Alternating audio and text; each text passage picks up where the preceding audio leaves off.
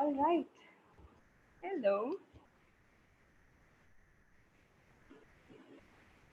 Welcome everyone on behalf of the entire Endeavor Careers team. I welcome you to this beautiful Saturday evening. Symposium 2020, Connecting Parents, Students and Universities of Eminence. This is our day 3 and we have our first speaker here. Welcome, sir. A virtual welcome to you. Thank you. I was just start the event in like say about 2 minutes. I was just welcoming all the parents, teachers, and students who have joined us for this symposium 2020 on new age careers after class 12th, where we are going to talk about careers 2020 and beyond. Before I virtually hand over the mic to our first speaker, you may think, what is the need of having such a symposium, or why this webinar right now? It is extremely important because every year around 1.5 crore students take their 12th standard exams. And it is extremely sad and surprising to note that not more than 5% of these students actually know about what career options are available to them. Also, given the current scenario, the information is changing and the pandemic has arrived, and because of that, a lot of procedures are changing. So it becomes important to answer all the questions that you have and clear all the confusions or anxieties that our teachers, parents, or students might have. Having said that, before further ado, I just start with the Symposium 2020, where our first speaker is Dr. Umakant Das. She is the HOD from IIT Madras HSEE program.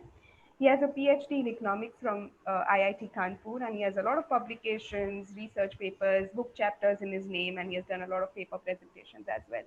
So, not taking much time, I would like to hand over the mic to you, sir, and we would want you to discuss stuff with the students, teachers, and parents who have joined us for Symposium 2020 by Endeavor Careers.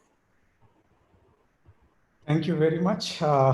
So at the outset, I wish to thank the Endeavor for organizing the event, New Age Career After Class 12, 2020 and beyond. And also Mr. Satyameta and his team for giving me this opportunity to speak through webinar, which is the new method of reaching out to our students on this issue. Before I start my talk, let me just give a quote from Plato, who says, "Do not train children to learning by force and harshness, but direct them to it by what amuses their minds, so that you may be better able to discover with accuracy the peculiar bent of the genius of each," unquote. So most of us know about IITs, IIMs, AIMS. We are all crazed for engineering from IITs or medical from good medical institutions like AIMS. One of the reasons behind the craze for IITs is that our minds are rooted in the past. There was a time when engineering and medicine were the only sure shot routes to a job after graduation. But thanks to former Prime Minister P.V. Narasimha Rao and Dr. Manmohan Singh, their initiative of LPG, not the gas, but the liberalization, privatization, and globalization, and the subsequent economic boom. After the 1990s, one does not need to be an engineer or doctor to get a job after graduation. But the minds of most middle-class parents are still stuck in the 1970s, 80s, when engineering was one of the very few options guaranteeing a job. We need to open these minds. We need to open the minds of parents and the children to the unlimited career options that are there in today's world. We need our best mind to study whatever they are passionate about, what Plato has said years back. I'm happy that Endeavor is doing an attempt in this direction. If the objective of the economy or system or society is to maximize the welfare of its citizens, improving the standard of living of its citizens, value of its citizens, and then social sciences and the liberal art courses plays a vital role. I think the current pandemic, COVID-19, is the best example. Social science is a branch of study which deals with human beings, their behavior, growth and development, relationship, resources they use, and the various institutions they require to function and carry on their lives smoothly. So whether one wants to become an engineer or a doctor or a chartered accountant, an artist or a teacher, we all have to live in a society, interact with the individuals belonging to different culture and socioeconomic backgrounds. adapt to various situations and circumstances, and also adhere to certain societal norms in order to lead a peaceful and productive life. The discipline of social science and liberal art, for that matter, help us to inculcate higher order thinking, abilities, and skills like comprehension, application, analysis, evaluation, and synthesis, creativity in employees, workers, and individuals. I think this is what we are going to highlight. And I was asked to talk a little bit about the program HSEE and the liberal art program, which is being run by IIT Madras. This HSEE, which stands for Humanity and Social Sciences Entrance Examination, it started in 2006. There are 9 batches graduated since then from the Department of Humanity and Social Sciences, IIT Madras. This exam is highly competitive. For 52 students, close to 4,000 students take the entrance examination. So you can imagine the competition and the intensity. The ratio is almost same as any other important exam like JEE. So close to 1 to 70 or 80. This course, this program, the importance of the program, it is taught by some of the best faculty members, well grounded in theory and practices, who are associated as consultant to government and other international agencies like World Bank, WHO, and other UN agencies, member of various task forces set by the state governments and the government of India. And we have the best of infrastructure that one can imagine for both academic and extracurricular activities. This particular program, when we thought of the objective or the reason behind starting a program or a humanities program in IIT, goes back to 2004-05, when the department thought of opening the space, which was basically dominated by the engineering disciplines, just to give an opportunity to the better students, say science graduates or non-science students, and other students who want to specialize in humanity and social sciences. The unique selling point of this particular program is it is multidisciplinary in nature. The students are exposed to almost all the domains of humanity and social science courses. Say, take any discipline. The courses varies from contemporary India sociological perspective, foundations of social and political thought, Indian constitution, development theory and practices. So you name any domain of humanity and social sciences, we have some courses to teach them or to expose them what the particular discipline teaches us or talks about. The basic purpose of this particular program is to bring different perspectives, change the thinking process, make them confident person with good written and communication skills.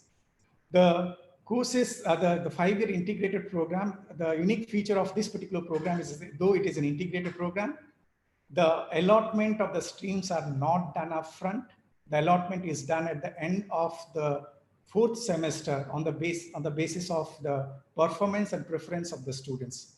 The students are exposed to all the disciplines in the first 4 semesters in the form of common courses. And at the end of the fourth semester, they indicate whether they want to do development studies or English studies. Currently, we are offering 2 branches, Masters of Art in Development Studies and Master of Arts in English Studies. We are thinking of introducing, we had in the beginning, of course, economics, which we had to temporarily stop because of the administrative reasons, which we are again contemplating to start. The students, again, the facilities, you'll see the internship and exchange program with other foreign universities. The students are, most of our students are going at least or spending at least a semester in other institutions in the form of doing an internship or by doing an exchange program. We have, like any other engineering department, we have MOUs with most of the best universities in world, be it in US, be it in Europe, be it in Australia, or be it in New Zealand. The students, they from the end of first year, they start say searching or exploring all the possibilities to visit these universities and do an internship or spend a semester or a year to do some exchange programs. Some of the universities to name University of Groningen, Ghent University, Concordia University, Bremen's, Aarhus Universities, Sciences Po, UC Berkeley, to name a few universities. Besides these universities, the students also go to institutions like Niti Aayog, NABARD, JPAL, and other reputed institutions or NGOs. The placement, again, I think that's the ultimate objective of most of the parents and the students where I am going to be placed after graduation. The placement is not a problem in the Department of Humanities Social Sciences. The students, if we take the record or the trend of the last graduates, the students have gone to corporates, they have gone to NGOs, they have gone to research institutions, and they have also joined think tanks. Let me make a point clear here. The moment students are, admitted through the HSEE, they are students of IIT Madras. IIT Madras does not differentiate between students. There is no discrimination between student of humanities and social sciences or engineering branches. They are treated equally at par, be it academic activities or be it extracurricular or co-curricular activities. So therefore, the students are also given equal opportunities as far as the placements are concerned. We have centralized placement cell, which makes effort to place all the students. So we have not only the central placement facilities, but also at the department, we make our own effort to invite companies to place our students. Our students, they have competed along with the engineering students, and they also get placed like engineering students in organizations like JP Morgan, PwC, McKinsey, TCS, Ola, Dalberg, Joho, the company that comes to the institute, the students are eligible or entitled to appear for those placements. The students also have gone to different research institutions like JPAL and think tanks. So half of our, say, close to 25-30% students, they sit for placement and get jobs through the placement. Another 25-30% of the students, they go for higher studies. They have gone into institutions like IIMs to do management. They have gone to IIMs to do fellow programs. They have gone to master's program and PhDs in universities, foreign universities in US and Europe. We have a strong alumni relationship. So the juniors always get counsel, help, and get all sorts of tips from the alumni. The alumni, every now and then they come and counsel. They give pep talks. They motivate. They try to give directions and opportunities to the juniors. So you will see, say when it comes to the curriculum, the HSEE, a 5-year integrated program, the advantage of a 5-year integrated program is we do not have to waste too much of time. We cover enough. The breadth and depth of the package is going to be what it helps the students the best. We are exposed through our integrated programs in every semester. They do 5 to 6 courses. They are exposed to foreign languages.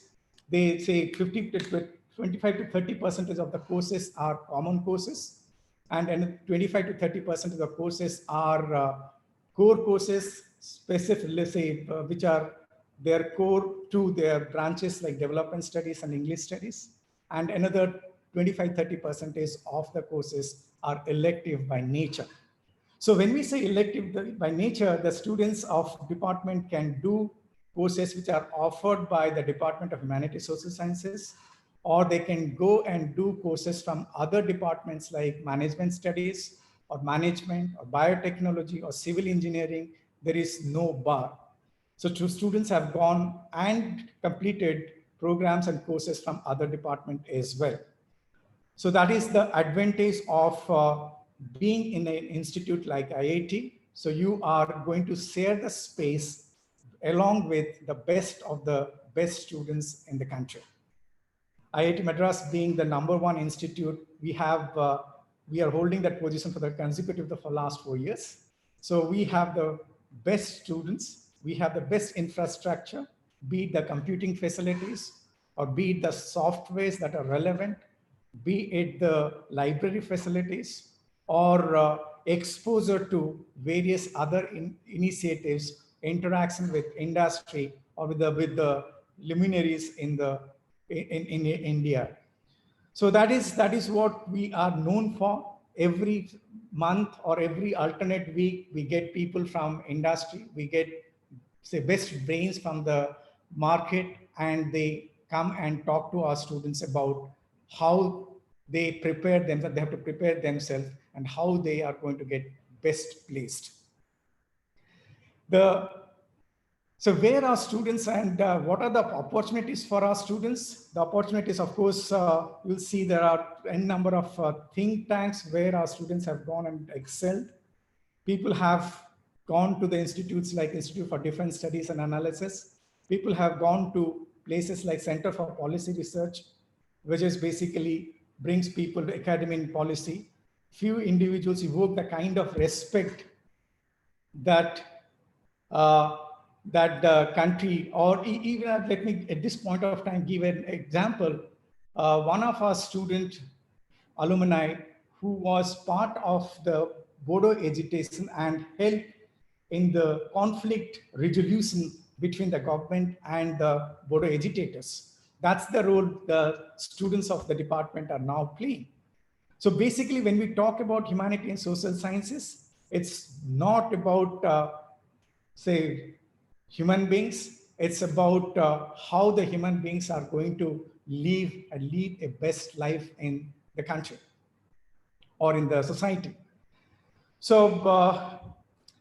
I say these are some of the basic feature of the program. All the details and the descriptions are available in the website.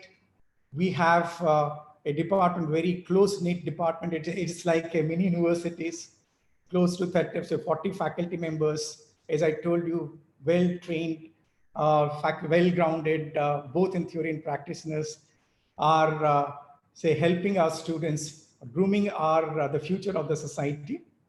You can visit the website to know more about the HSEE program. This HSEE program is not conducted by the Department of Humanity and Social Sciences. It is conducted by, again, the central facility, which is conducting our joint entrance engineering entrance examination, JEE. So the HSEE website carries all the details, and it also have the previous year exams. Let me again tell you, the prospective students, the objective of this particular course is not to get people who are like being trained. We want open mind, students with open mind, and we don't want those who are being trained by the coaching centers. You don't need any coaching for preparing this particular exam. Any student who read the NCERT books and those who have the creativity imaginary, they will easily be able to crack this particular exam. So all the previous year question papers are available in the website. The modules are available in the website, and all other details are also available in the department website and the HSE website. If you want to know more about this program, you can always call any faculty members. Our faculty members are always available 24/7. I mean it, to help the student to give any input or any information about the program or package. Otherwise, also, if you want to discuss anything about the courses, social science or liberal art courses, you're most welcome. They will be more than happy to spend time with you to discuss with you or to give any input that you need for your career building. I would like to again thank the Endeavor for organizing such a wonderful symposium by bringing both the academicians or the institutions and the prospective students together. And it also helps us to reach out to the prospective students to tell us what the program all about and to clarify if there are any questions or clarifications. With this, I want to conclude so that we can spend some more time for discussions or any questions or answers if you have. Thank you so much, Dr. Dash. That was really insightful, and I'm sure the students and parents who have joined us this evening would have benefited out of whatever you said. We have a lot of questions pouring in, and I'll want to take some so that you could answer and clear the doubts. And I'm sure there is the website for any further information that the students would need. So somebody is asking about the intake that HSEE has. If you could throw some light. Currently we have 52 seats. And as I told you, we have two branches. This is an integrated program, Masters in Arts. We do not have an exit route. It's a BA cum MA. So we do not upfront allot the stream. At the end of the second year, they are allotted whether they are based on the preferences and performance of the students, whether they are going to do MA in development studies or MA in English studies. So for this 52 seats are going to be equally divided. So 26 students would be doing development studies and 26 students would be doing English studies. There is no much difference given the amount of flexibilities that we have in the institutions like IITs. It doesn't make much difference whether you're doing masters in development studies or masters in English studies, because most of the courses are common. So when we go out, whether I'm a master in development studies or what expertise I have, my CV, my transcript is going to tell. So based on my interest, based on where I want to specialize, they can plan their courses, they can plan their programs in such a manner that at the end of the 5 years, they can graduate with what they want. They can aspire to be an academician, or they can aspire to become a civil servant. Let me tell you here, one thing again, this program, when we conceptualized, our main objective was to prepare students for the civil services. Even in the first couple of years, a lot of students, they cracked the exam, but of late, the trend is to go, most of the students are going for higher studies. In the first batch, even one of our students scored 13th rank in the civil service. So there are people who opted for IAS. So there are people in IPS. There are IFS. So there are a number of case examples. So that is how it is right now. There is no clear, because of the flexibility, the people, those who are doing development studies, they also do a lot of, because we have say a major and minor. Those students who do major in development studies, they can also do minor in other areas. So when we say minors are available in economics, minor is available in development studies, minor is available in management studies. So any minor that they want to do, they can do. Even they can go for other engineering department and pick up 3 to 4 courses, and then they can claim. For example, those who want to specialize in construction management, let's say, they can do a couple of courses from civil engineering department, and they take a minor in management, construction management, right? So that kind of flexibility the institution provides. Right. I was smiling when you were replying to this question because it seems that you have already answered a couple of questions that the participants had asked in this one answer. But nonetheless, I'll just throw them quickly so that you could cover up points that you have missed out in this particular reply. So people are asking if there is an exit option after 3 years. You said no. So that means there is no degree that they get after 3 years, right? There is no degree, but there is going to be, after 5 years, they are going to get integrated master's program. The reason why we do not allow exit entry, because because we don't take any, there is no lateral entry. There's no lateral entry, and with this 5-year, we give a breadth and depth of courses which they will not get exposed to if they do BA and then go elsewhere to do an MA. Right. So, there's one question which says, what's the job profile like after a 5 years program in development studies? And if you could throw some light on the pay packages that the students can expect. Well, again, they are no different from the engineering students or science students or other MBA students. As I told you, I'm proud to make the statement that around 20 to 25% of our students, they get the same pay package like any other engineering student. They compete and they get into institutions or organizations like McKinsey. They have been to institutions like TCS. They have been to other reputed organizations. So there is no difference between the pay package between engineering student and the MA students.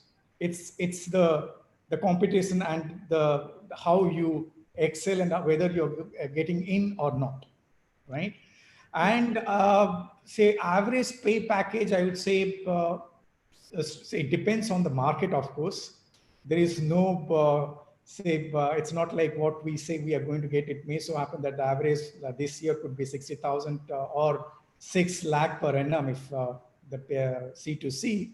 Next year it could be 8 lakhs or it could be 4 lakhs depending on the market. We never bothered about the placement because it was never an issue or not an issue. The best indicator for us is whether the students are happy at the end of the degree. And even after 7-8 grad batches, we have not even heard or got one regret email saying, I regret why I did the program.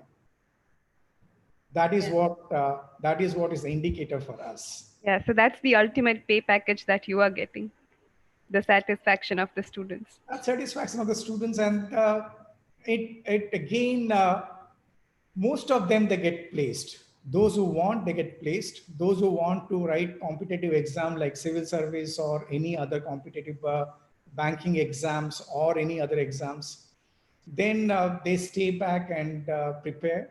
A lot of students, they go for higher studies. Even some of our first graduates, they became faculties in IITs and IIMs. Yeah. Right? So, That's the type of acceptance in the market. So what matters most is like whether you're accepted in the market by the corporates or by the stakeholders. right. I'll take one more question, sir, looking at the clock. And um, so, yeah, the question says, why does the exam have so many questions from economics and other areas of general knowledge? And how can a student prepare for the same? Well, I think we'll see the development studies again is skewed towards economics, or there is not much difference between development studies and economic studies. So therefore, there is a special portion or section on economics. Plus economics, I think any students, they need to know about the economy, right? So unless we know the status of the economy or the way the economy is functioning, because we are preparing the student for the economy, right? And we don't, for getting selected for this particular program, you don't need any special preparation. An average student with who keeps his or her eyes, ears open and reads the NCERT books will be easily get into this particular Right. exam. Uh, right. Thank you so much, Dr. Dash, once again from the entire team of Endeavor Careers. It was really insightful, and in times like these, getting authentic information is all that matters. So, thank you so much for taking out time. Thank you very much once again. Thank you. Thank you. All right, so the students, teachers, and parents have joined us meanwhile for Symposium 2020, where this is an earnest endeavor to connect students, parents, and universities of eminence, where we have speakers like Dr. Dash, who just spoke. He represented HSEE from IIT Madras. Um, and taking this evening further, we have our second speaker who has joined us. His name is Dr. Harpreet Singh. He's the Assistant Director for Outreach for Ashoka University. I virtually welcome you, Dr. Singh, to Thank you. Symposium 2020. So before I hand over the mic to him, like virtually again, Dr. Singh has an experience of more than 10 years, and he has previously worked with organizations like IBM USA and HCL India in robotics and artificial intelligence. And he's been working in education management since 2012 now. So first of all, thank you so much for joining us, Dr. Singh. And we have a lot of students, parents, and teachers who have joined us this evening, and they want to know more about the new age career options that they can explore after their class 12th. So here's over to you now. Thank you so much for the invite. Happy to be here. First, want to clarify I'm not a doctor. I'm a regular graduate, right? So we'll clarify that because the market would catch up. That'll not help. Okay. Right. Secondly, a lot of kids nowadays come to Ashoka and ask us questions regarding liberal education and further career options available, for them now. So I'll speak of it, but I'll share a journey of mine. I think that journey would help understand a few aspects. So when I was a kid, I think my parents used to ask me stupid questions. And I'll name a few stupid questions, right? For example, they used to ask me when I was a kid, Beta bade ho ke kya banega? What would you do when you grow up? And the reason I say that stupid is because if I really ask them today what they plan to do for next 5 years, they'll not have an answer to it. So why is it that they expect a kid who's that young to really know what they intend to do for the future? As if they're God sent, they are creatures of God, and they would know in advance what they intend to do. The reason I say all this is because when I was a kid, I used to play with a train toy. So if anybody asked me at that point of time, what would I do when I grow up? I'll say a train driver. But as every student would experience, as you grow, your options alter. You keep on answering different things. Your life teaches you, tells you various other things you could do. So I went to an army school. I wanted to join the army. Obviously, I did not join the army, right? I saw the Sukhoi for the first time. I wanted to join the Air Force. I did not join the Air Force.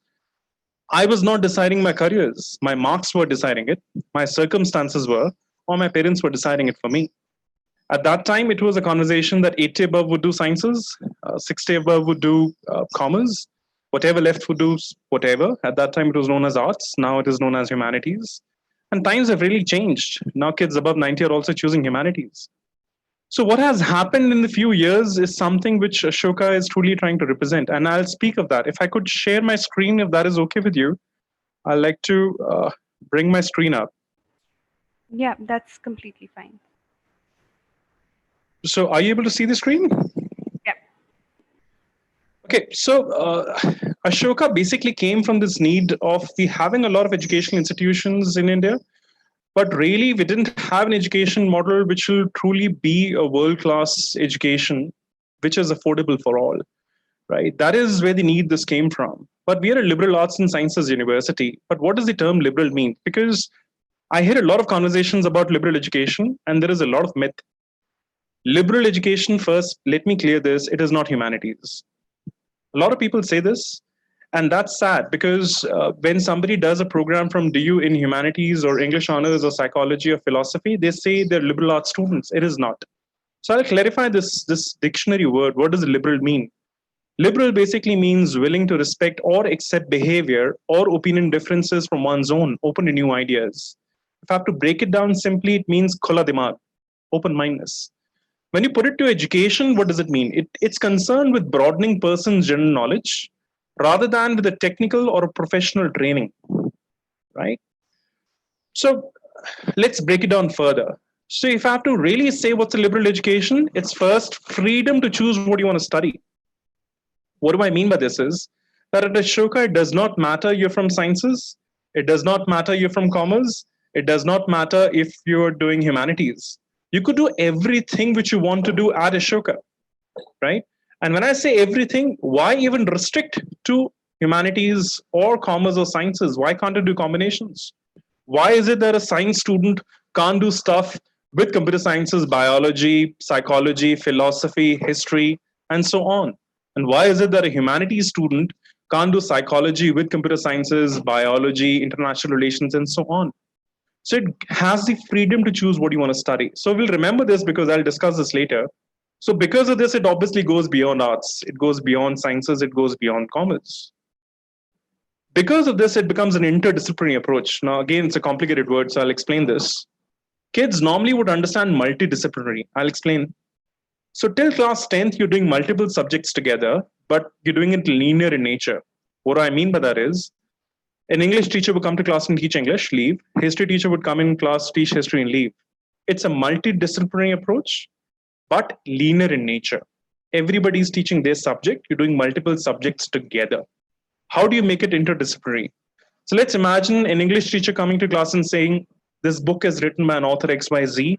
Historically, this is the context of this book. Psychologically, this is what the author was thinking. Then it becomes interdisciplinary. For example, I have a glass of water with me. Now, water is a study of chemistry. It's also a study of biology, physics. It's also a study of psychology, philosophy, history, literature. So if I have to really understand water and I only understand H2O, do I really understand water? Now, people might say, you know what, this is all hypothetical conversations. What about the real world? Let's take an example. Facebook. It's not an IT company anymore. Facebook's owner, Mark Zuckerberg, was called for a courthouse hearing a few months back, which was questioning him on ethics. Ethics has nothing to do with computer sciences. Apparently, it has nothing to do with law. It has to do with something which is to do with philosophy.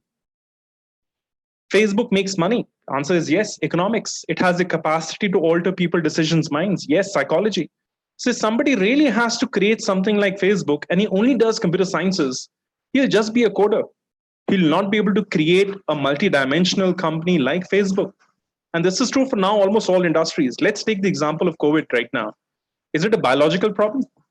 Is it a social issue? Is it a psychological issue? What kind of an issue is it? Who would be able to solve it, right? So there is no one dimension you could really approach. And that's where interdisciplinary really helps. Because of this, the education at Ashoka it gives you breadth and depth, right? So if you really want to evaluate if any university or any program is giving liberal education, just break them down into these 4 buckets. And if all 4 buckets tick, you could say it's a liberal education. Otherwise not. Because like an international school, universities and schools have started using this word liberal, but they're not really liberal. You have to understand that. But why did this need come? We were okay with whatever education we were having. We would have been fine with it. So if you observe the changes in industry, 18th century, steam happened. 19th century electricity, 20th century information technology, 21st century artificial intelligence. The industry has moved from a physical state to a cognitive state. What do I mean by this is, the physical understanding of an industry does not exist anymore. So earlier, our education system was designed for that physical state, where there was a production line, everybody was given a certain task, and they were supposed to perform in that task. That's it. Sadly, our education system has 2 revolutions. We've not even come to the 3rd one, which is information technology. Because if you really ask for kids around you, you don't let them access the World Wide Web, go get that knowledge and get upgraded. You still limit them to specific information, specific knowledge, and ask them to limit themselves to that. So that's the challenge in the education. Thus, liberal education came to existence. And I feel sad when we say we introduced this in India, we got this from outside. We had liberal education. So if you go back in history, what was the education the kings were having? The kings were trained in Shastra, music, theater. They were taught in all disciplines, right? We had liberal education. We did not have a formal education system. We had a caste system for education. We had people to train one skill set to the other in generation, right? So liberal did exist, but it only exists in India to the higher bracket, right? So that gives you some context with where liberal is in India and how it came back in India in that sense. So if you really ask your grandparents, they had a one job, one skill requirement. So I remember my grandfather saying that, join a company and you'll retire from it. In time, you would have seen that, students' parents, they would have had multiple jobs. And in that, they had a requirement to gain multiple skills along with it. Kids have a different challenge today. They're going to have multiple careers and multiple skill requirement. And that's where a traditional education system cannot help them, because they have to be constantly evolving again and again and again. Critical thinking is at the base of it, and formal education in India does not offer it. Sadly, neither the top ones in India offer that. That's a challenge. Because of this, kids have been primarily be targeting education outside India. Ashoka became the answer to that. So Ashoka got formed by a philanthropic initiative. 100 plus founders came together to form Ashoka. Just to name a few, there are 100 plus founders. We could not name them all. Ashish Dhawan, he's the biggest venture capitalist in the country. Deep Kalra, he's the founder of Make My Trip. Dilip, he is the founder of Sun Pharma. Pramath, he is the founding dean of ISB. Vineet Gupta, founder of Jamboree Education. Sanjeev, he's the founder of Naukri.com. So different people from various backgrounds have come together to form Ashoka. I'll speak of the leadership a bit, but these are Google data. You could really go and check them. I'll not spend more time. Rudranshu Mukherjee is the chancellor. Malvika Sarkar is the vice chancellor at Ashoka.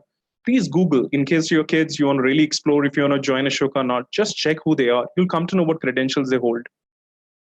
I have to explain the education system at Ashoka because it is different. It's unlike anything else which is there.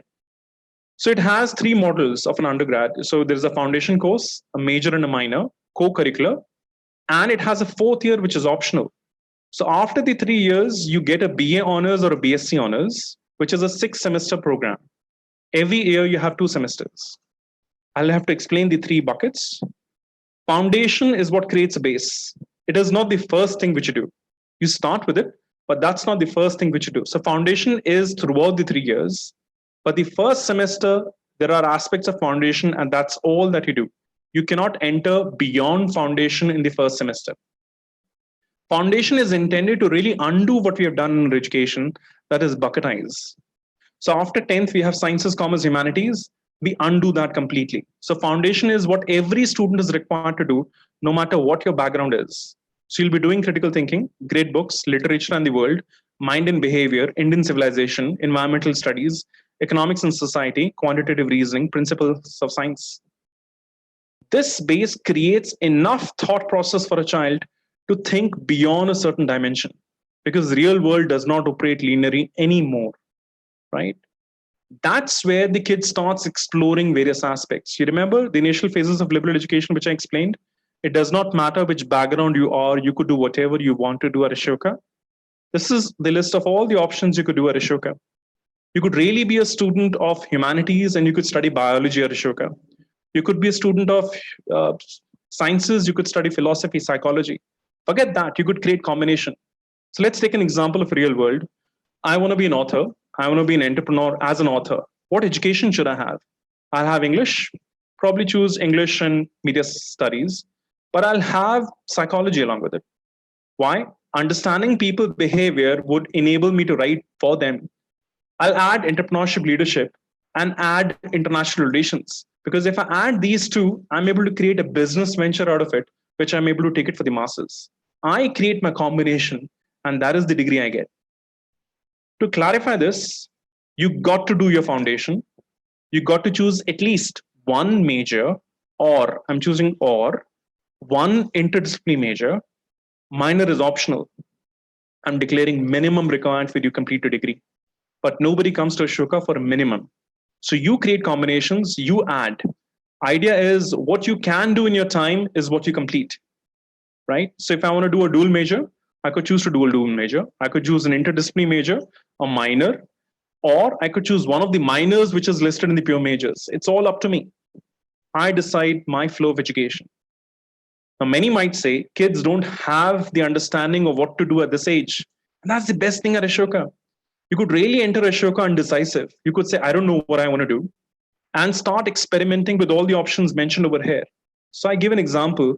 Imagine Baskin Robbins. You enter Baskin Robbins with 31 flavors of ice cream, knowing what you're going to have. But after you've entered, you see so many flavors, you get confused. So what do? You ask for a tester. and start tasting those ice creams. And once you start tasting those ice creams, your mind changes. So you change your scoop or add multiple scoops. That's what you really could do at Ashoka. Well, internships is one, but when you do them, you do it in the summer. Summer is a time you could do three things: either go home, stay at Ashoka, study more, gain more credits, or do a summer internship. Kids choose either one of these three, but we highly recommend them to do the summer internship the first summer available. Because by the time they do the first internship, they have hit the industry, they could come back to Ashoka and they could play with those combinations again. Because they're given initial 1.5 years to play with those combinations and fixate on that. Initial 1.5 years, that is 3 semesters. So by the end of 3 semesters, a kid has to fixate on it. Kids could also do a summer outside. So you could really go to any university on earth till the time it has a credit transfer policy. You could apply in there for a summer or a semester. And kids have really utilized this. You could see a few pictures with a few names, but kids have gone to schools like Yale, Harvard, Columbia, Wellesley, King's College, Sheffield, Boston. These are top universities on earth. And kids have gone there and done their programs there. They could do either summer or a semester. What this means is whatever credits they earn over there, that credit gets counted in the degree at Ashoka. So literally, you could walk up to a faculty at Ashoka and say, what I want to learn is not what you could teach. So I'm choosing this faculty from this university to study under, and go there, do your summer and semester, and come back to Ashoka. You got to do 2 minimum co-curricular activities. So there's a list of few buckets: arts, film, performing arts, language, photography, theater. These are broad buckets. You got to do 2 minimum from within those, right? So minimum is this. We're not limiting you to maximum. You want to do more? Please do. You want to do more minors, majors? Please do. So you basically get a BSc honors and a BA honors. So BSc honors in the list, which is opted given over here. Again, Google data, you could check our website for this. But you got to keep one thing in mind. Few options have a star mark. For example, physics, computer sciences, mathematics, chemistry.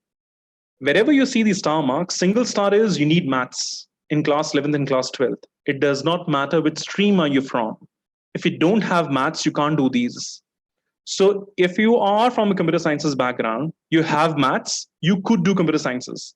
But if you're from a sciences background, you don't have maths, you can't do computer sciences. Even if you have computer sciences, please keep that in mind. 2 stars, you got to have physics. If you have physics and maths, you could do physics. If you have chemistry, you could do chemistry. But it is only dependent on which background you're from. Biology has no star.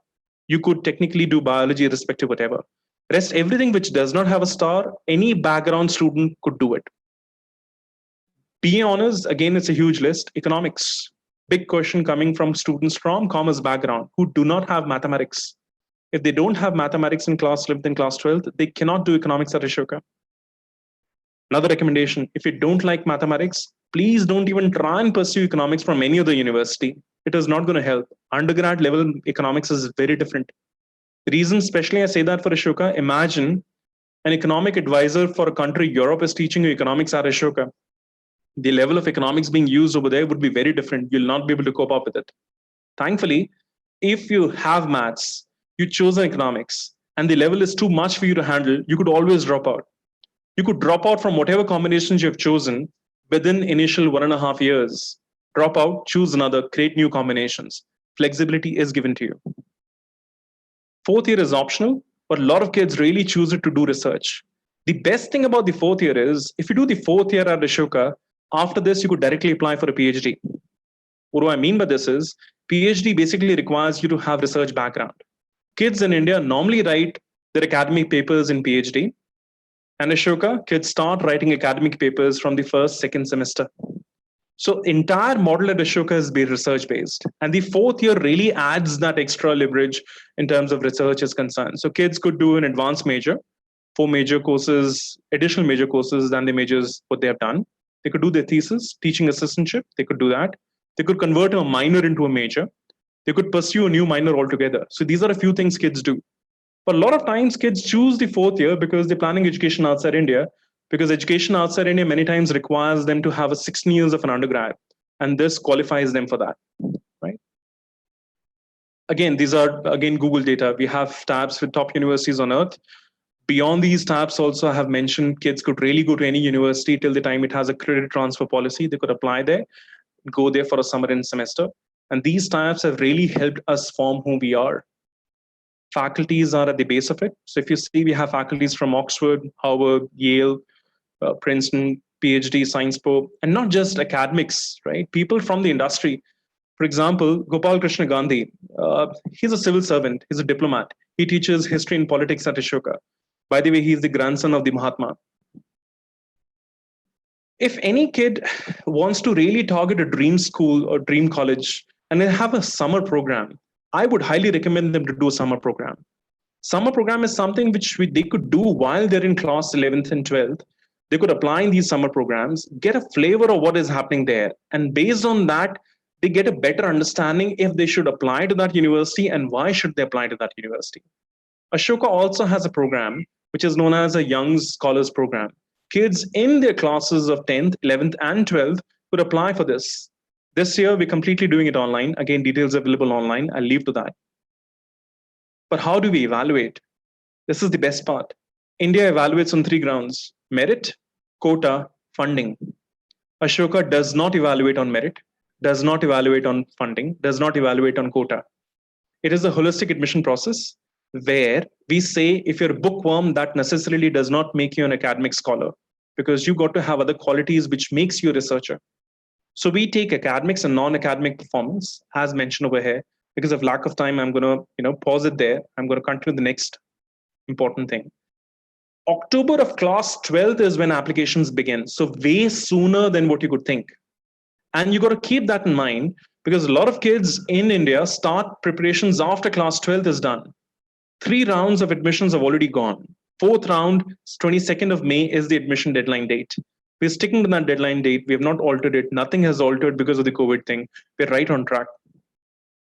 But we wanted to really create a world-class university which is affordable for all. Ashoka has a need-blind admission policy. It has a need-based financial aid. That means if you can afford it and you have 99%, I'm giving an example, you'll not get a single penny merit scholarship. But if you have given you a seat and you can't afford a single penny, then everything is free. What I mean by this is, whatever you can't afford is what Ashoka funds it.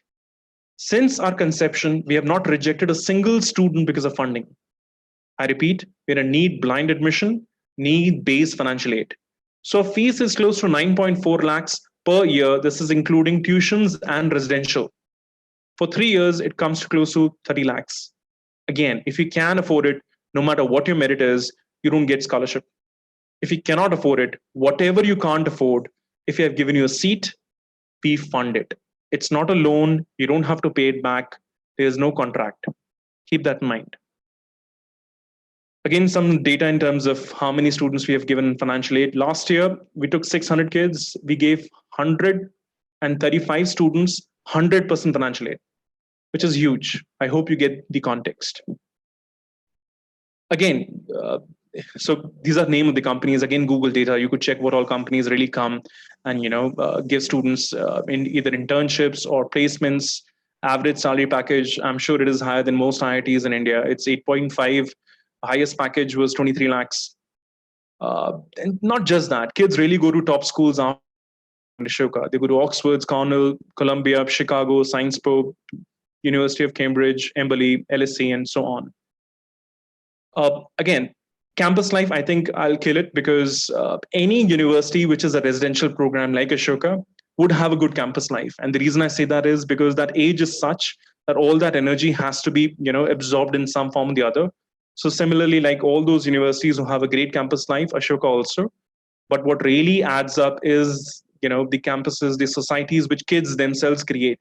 So it's a student-run body. They create their own societies based on whatever options or hobbies they have.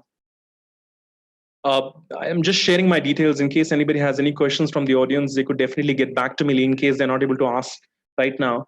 I'm open for questions. Yes, thank you so much, Mr. Singh. That was indeed insightful, and all the questions that we have been getting, somewhere or the other in your presentation, they have been covered. So I'm actually looking at, oh, did he talk about this or not? But yeah, nonetheless, I maybe some of them might be repetitive, but I would Please, still put it forth. So please. one question that we always get is about the intake. So how many students does Ashoka actually take in? So, okay, the important thing is we don't compare one student to the other, Hmm. right? It's a context based application. What this means is we really check what opportunities were given to you and how did you perform in that. So, for example, today morning I was speaking to kids from Mayo and I was speaking to kids from Ajmer and other schools, which are small schools in Ajmer. So, just because you're from a top school from a certain family background does not give you a seat at Ashoka, right? Or just because you come from a very small town with another, family background, it does not restrict you from being at Ashoka. So, what we're asking is, whatever opportunity was given to you, what did you do in it? So if in those opportunities you did not show that bounce, we're not interested in you, no matter what your background is. Right? So kids should not really think if they're competing with somebody. So a lot of kids also ask, is there a cutoff? There's no cutoff. So, so kids really say, I'm from a small town in Sangrur. I studied in a Hindi medium school. Am I eligible? There are kids who are studying English literature at Ashoka, 80 kilometers away from Ludhiana, from Sangrur. They've applied doing the masters at Ashoka, right? So it does not matter. Your background does not. That bounce matters. So whatever opportunities were given to you, did you push it or not? That's all we evaluate.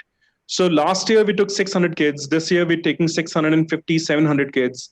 We started 2014. First batch was 125. So we have grown from that number. We are 25-acre campus right now. We just acquired another 25 acres. That 25 acres has a capacity of 2,500 students. It'll be 6,000 plus in next year or so, right? So yes, yeah, we are evolving. Right. There's one question which says, is SAT score accepted? I think I read in one of the slides that it is partially. Okay, so it's optional. So SAT and ACT is optional. So any kid who's applying for education outside would give the SAT or the ACT. They should mention those scores. But if you're not planning education outside India, don't sweat about it. Ashoka does not need an SAT or an ACT score for you to apply to Ashoka. There is an Ashoka aptitude test which is optional. Again, the entire application is free. You don't have to pay anything for the entire application process. And kids, I don't know if they know it, their parents would have paid so much money for them to get into school, right? And Ashoka does not have any application fees. It's a complete online process. There is no fees whatsoever, and it's a need blind admission. Perfect. It's a residential course, right? Because there Yes. are a couple of questions about Yes. that. There's one question which says, what if someone wants to prepare for GRE, Gmat, or CAT? How many credits are required to get an admission to any masters abroad in USA? For That's a question for me. yeah, what if someone wants to prepare for GRE, GMAT, and CAT? See, again, if you're really applying for a good university outside India, they do have a few entrance exams requirement. For example, GRE in case you're planning a master's in master's in sciences, GMAT in case you're planning to do an MBA. Nowadays, I think GRE is also used in case you're planning an MBA. You could use GRE score for both. SAT is required in case you're planning an undergrad, right? But there are a lot of universities nowadays who don't require a GRE or require a GMAT or require an SAT for you to get an admission. I think what everybody is really trying to check is your application. And that's the worst part of Indian applications. They don't know how to apply. And that's where a lot of help is really taken from people around. So, and Ashoka has consciously built an admission process where we, really take out those kids who have taken help. Because the first round of admission, kids could really take help. They could come to the second stage. The second stage is where they're coming and giving an interview. They're writing an on-the-spot essay. They're giving an Ashoka aptitude test right on the spot. So anybody who's really taken a help could really get through a school in the US because they really don't interview at an undergrad level, right? At a master's level, they could still interview. But in an undergrad level, they could really get through that process by taking help. And Ashoka, they can't. So if you can't write an essay, you can't represent yourself, it's going to be a challenge. It's an academic challenging academic program. So we do ask you for having academic rigor.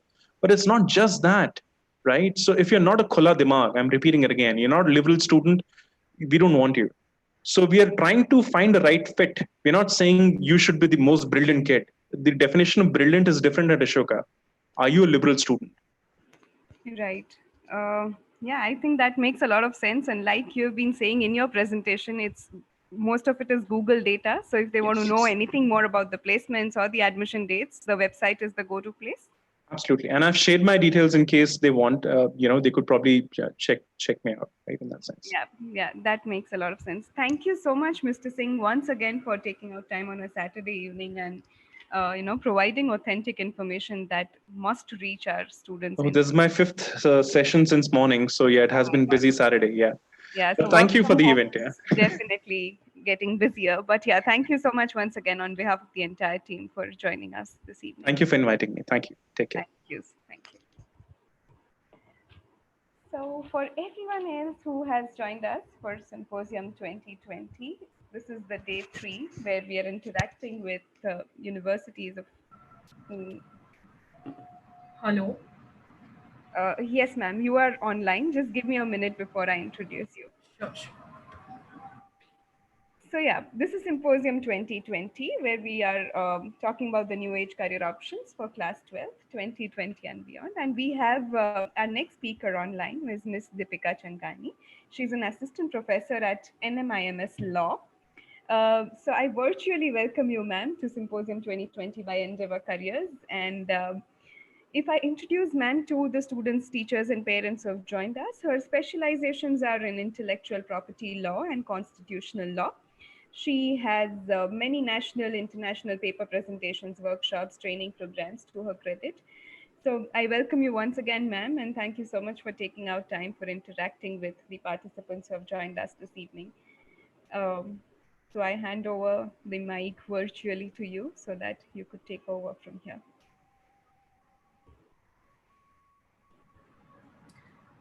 Yeah, I think I have already on my mic. Can you hear me? We can hear you, we cannot see you. Yeah, my webcam is open. I don't know what is the issue happening. Can you just give me a minute? Sure, ma'am. Yeah. So meanwhile, everyone who has joined us, there are a lot of questions pouring in for our speakers. So you could also, if you're watching it live, you could comment your questions, or you could also WhatsApp them to us. Our number is 9099720214. And we'll make sure that these questions reach our speakers. Um, This is the day 3, like I mentioned earlier. If you have missed out on our first 2 versions, you could check out Endeavor Careers YouTube channel, or you could reach our website and find the further details there.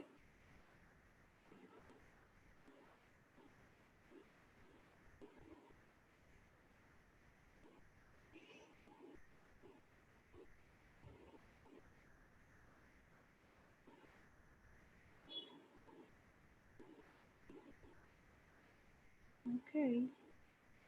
Yeah, we can see you now. But we can't hear you.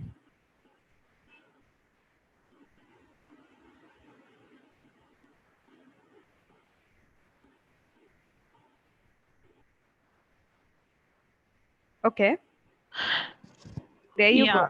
We can hear you. We can see you finally. Okay. I think there was some issue with my desktop, so I have logged in from my phone. So thank you so much. Can I start the? Definitely. Okay. To you, ma'am. Yeah. So, hello everyone. This is Deepika Changani. I am an assistant professor at Kirit P. Mehta School of Law, NMIMS University. And I will be talking about law as a career, law as a field of career after 12th. So, first, I will be telling you why you should be thinking about law as a career after 12th. First and foremost thing, it is actually a most unconventional form of a career, because mostly when you start with your preparation of taking up a career after 12th, most of the people start pouring up their suggestions saying that you can either take up science, bio, you can either take up science, maths, you can take up commerce, you can take up arts, but none of you tell you that there is a huge potential with law as a career. And the reason is that the spectrum of legal education has changed in the past 15 years at a huge level. you don't look at conventional colleges, the evening classes anymore. You look at national law schools, you look at prestigious private institutions, you look at so many legal education players being keen interested in formulating huge careers out of law. So first and foremost, I will be talking about few conventional careers in law which has undergone transformation over a huge amount of time. So the first and the foremost is litigation, or the advocates whom you see working hard in courts, whether it's a high court or Supreme Court or the district courts. Now, why this career has also undergone transformation? Because you will see that the people or the law graduates who are upcoming into this field are the people who have graduated with a very nuanced exposure from a lot of educational institutions. So you are not looking at the advocates in the most conventional manner at all. That is the first field which is very much known to people, which is very much known to any kid who is actually studying in 11th 12th and has no exposure to law. So you could find a very easy connect to that field. The second one is when you look at corporate giants, when you look at people working as associates in law firms. Now, this is a very monetized career in law, and it has also undergone substantial transformation.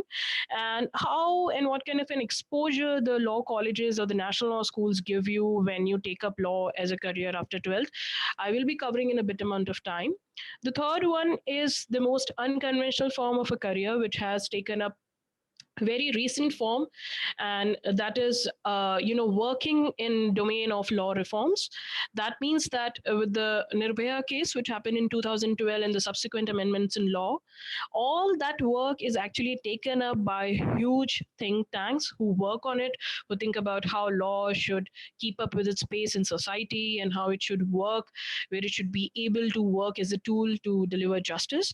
So at that particular point of time, you're talking about a career in law with respect to law reforms. So most commonly form of law reforms is in respect to law commissions, but apart from that, you could also look at vertical horizons like Vidhi Legal Center, working very, very effectively, and they are quite doing a hefty payment to the people who are working with them. So the reason why I'm talking about Vidhi Legal Center, or why we should be thinking about law as a career after 12th, is because Vidhi Legal Center and places which work for law reforms and which are monetized enough are not known to students, are not known to their parents who are thinking about whether their kid should take up law as a career or not. So apart from these two conventional and the one unconventional form of the career opportunity you have when you take up law, there is one more which is talking about taking a defined position in public sector undertakings, where you actually take up your background of the legal education, the law degree, and then you give an entrance exam and then you take up that field. So that is also a very, very monetized career option.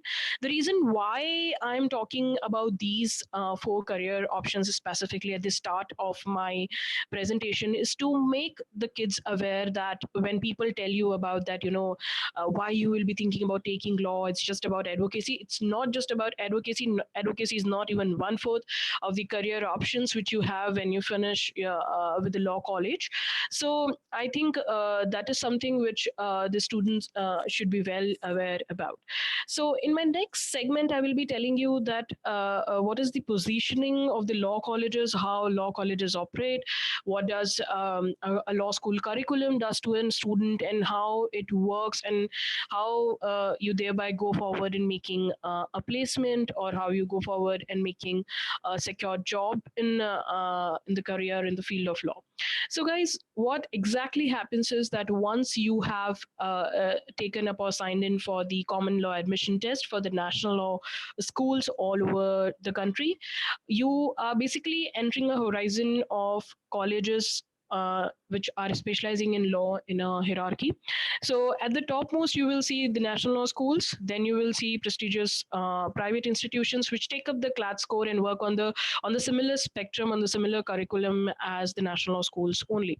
So I will be focusing and I will be dissecting the field. I will be telling you what are the different specializations which happen, how they help a student to understand that what that student should be taking up in the future course and how they should move ahead. So then so it's a 5-year integrated course. You won't see the 3-year course anymore. At least in the reputed colleges, you won't see that course running at all. You will see a 5-year integrated course with different bachelor degrees. There could be a BA LLB honors, there could be a BSc LLB honors, there could be a BCom LLB honors, and there could be a BBA LLB honors. So all those 4 specializations, all those 4 degrees have a very different spectrum. They have a very different connotation, because when you take up those courses, you are signing up for a certain kind of a multidisciplinary approach in law. It's a very conventional and a very orthodox observation that law can be read in isolation. It cannot be read in isolation, and that is very much clear to the law colleges today. And that's why you see an interdisciplinary approach, which they follow in a very structured manner. So when you take up the BA LLB course, you are given subjects like sociology, political science, and history. When you take up the BBA LLB course, you are given subjects like marketing and management, and that goes similarly in dimensionalizing the other 2 courses as well. So the reason why there is a specialization, or why in the initial 3 or the 4 years of the 5-degree course you are given a choice to work into those courses, is because there is a very huge relationship between each and every aspect of the curriculum. When you read political science, your background or your basics for constitutional law becomes stronger. When your basics for constitutional law becomes stronger, it becomes easier for you to become an advocate in High Court and in Supreme Court, because your litigation aspect related to writ filings and other things becomes stronger. So there is a step-in lock-in connection between each and every aspect of a law school curriculum. Now, previously, when law school curriculums were framed, they were usually framed with the aspect of making a huge gap between theory and practice. But with the aspect of pressure points from law firms, from corporate giants, from judges, from senior advocates, from chambers, from law reform places, from NGOs, there has been a continuous competition between law schools and law colleges and law curriculums to make them impactful, to make them in consonance with the current and the contemporary requirements of market today. So you won't looking forward to any kind of a curriculum in law which is very abstract, which is very theory based.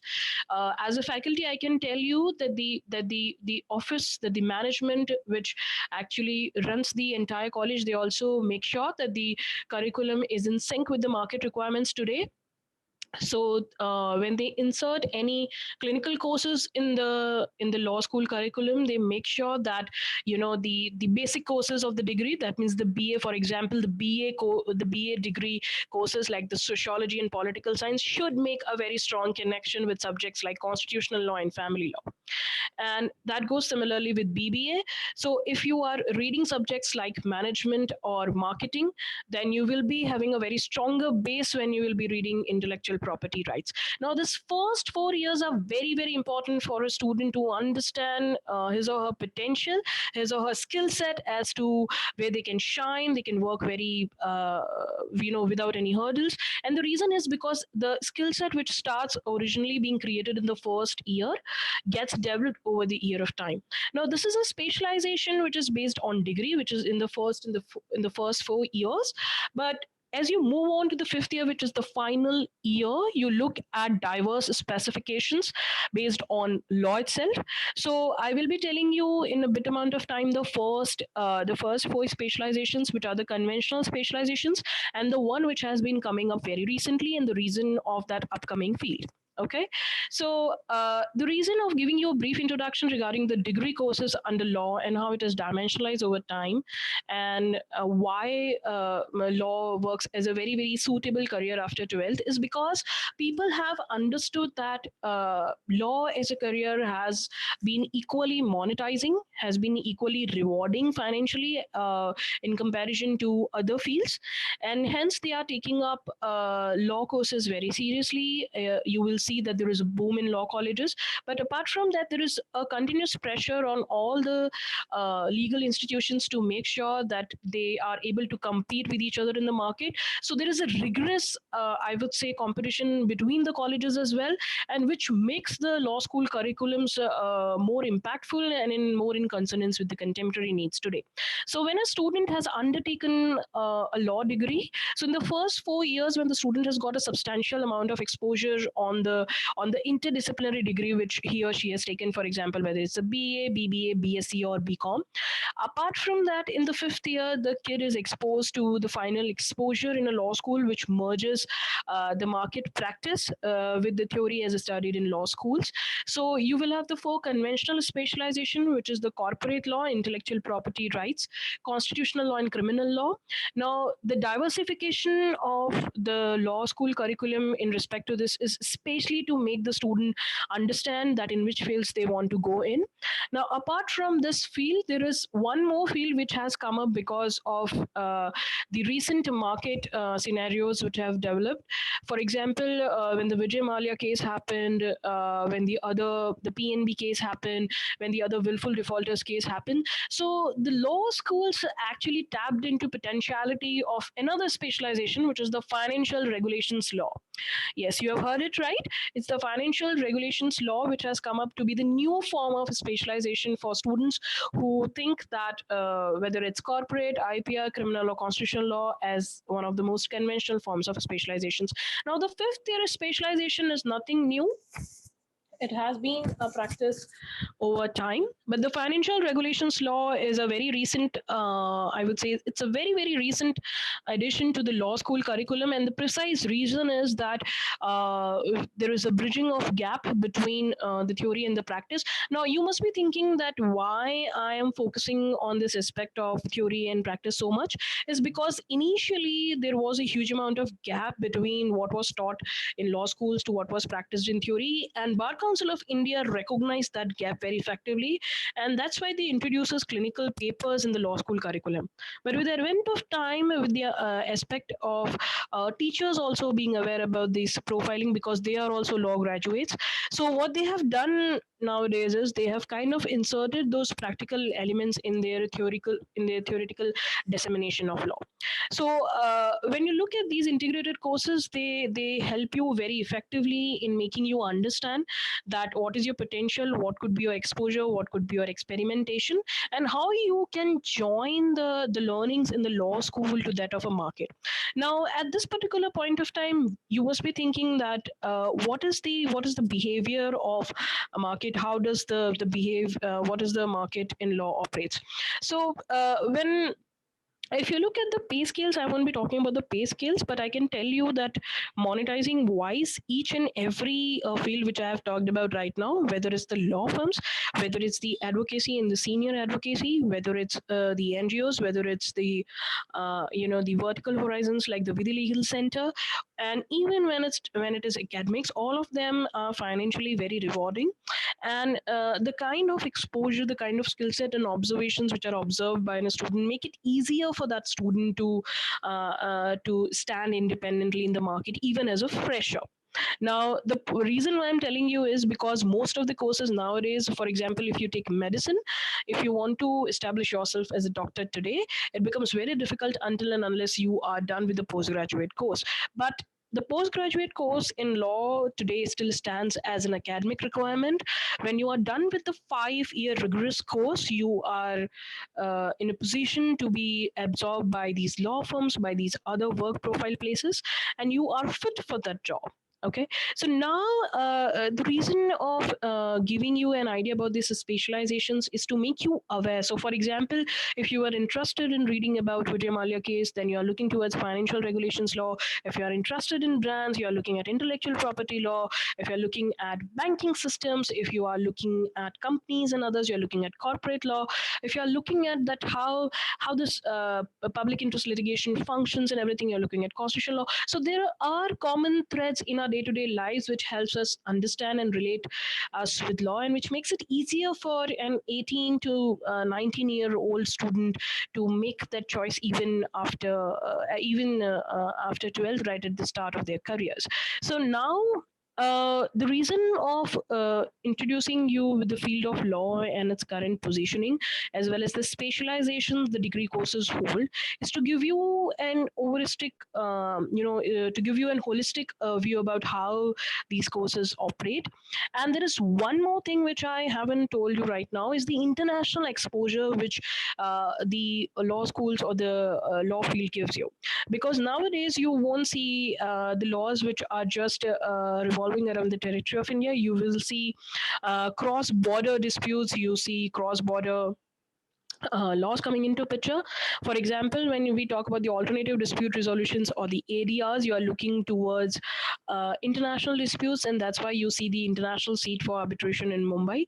So this all things are also adding up to the entire circle of the career of to the career law. And the reason of making these specializations clear to you is because if you are already familiar with what's going to happen in a law school, what's going to happen after the law school, it will become easier for you to make that choice at the start of the career, or at the start of the process when you are trying to make a choice that whether I should take up law as a career after 12th or not. And the reason why I'm talking, why I am going forward with why I've done the entire presentation or the speech, whatever you wanted to say from a student perspective, because I have seen students in career fairs being completely confused about different and diverse options which which are available to them. So now in the another 10 minutes which I have, I will be talking about the future scope of this field. So you might be thinking about what could be the future scope of this field. So I will give you a very, very basic reference to the current lockdown situation which is going on. Okay, so let's say if the current lockdown situation is already persisting, and the state thinks about certain checks and balances on certain state agencies, as well as all the participants which are responsible or which are crucial to flatten the curve. So they could do that by creating specific regulations and by regulations or even bylaws, and they can make it mandatory. Now, this is something which is done only and only by taking law as a tool. Okay, so apart from this, practically this was just a very, very substantive, a very, very basic version to tell you the scope. But I will tell you the future scope, that with the aspect of nuanced sources coming up to the picture, just as the artificial intelligence and others, there are already courses in pipeline. There are already courses which have come out with artificial intelligence and law, or what is its interconnection. The World Intellectual Property Organization is already working on testing legal requirements on artificial intelligence and how artificial intelligence legal framework should be completely revamped, because the conventional legal framework cannot be applied. So the potentiality of law as a career as compared to other conventional fields is humongous. There is no stopping of this field at all, because it keeps on connecting with each and every aspect which gets created on its own. For example, whether it's technology, whether it's lifestyle, whether it's human nature, whether it's finances, everywhere you will see a connection with law. Even if you are talking about, theater artists, performing artists, and other things, you will see a connection of law to that. So I think the reason why the future scope of law will be unstoppable is because of its unique connection with nearly each and every facet of life. And because of this, you see that how it gets justified with the aspect of multidisciplinary approach of law being connected with the aspects of arts, with the aspect of commerce, with the aspects of management, with the aspects of science. So I think if you are confused right now, if you are thinking about what I should be doing after 12th, I think you should be absolutely aware about what potential law hold as a career, what different options you have, and how each and every college gives you a very, very different, a very nuanced exposure in itself. And because of this ever emerging competition between colleges, ever emerging competition between people who are working in the fields and markets, the gap between the theory which is taught in law colleges and the practice has kind of merged. You won't see that gap anymore. And the reason why I'm telling you this, because when we as a faculties interact with the people who place students, they say that you can't make the subject very theoretical, you have to make it very practice oriented. And that's the difference, that when the entire aspect of taking a field, taking a career as law comes a full circle, because a student, when he or she passes out from 12th, makes that career option, after those 5 years they feel quite content with themselves, that they have done something substantial to their careers, and now they are, you know, welcoming the market with their both free hands. And hence it becomes a kind of a very content career with students nowadays. And that's why you see that right from the initial set of 10 national law schools, it has already jumped to 18 and 19.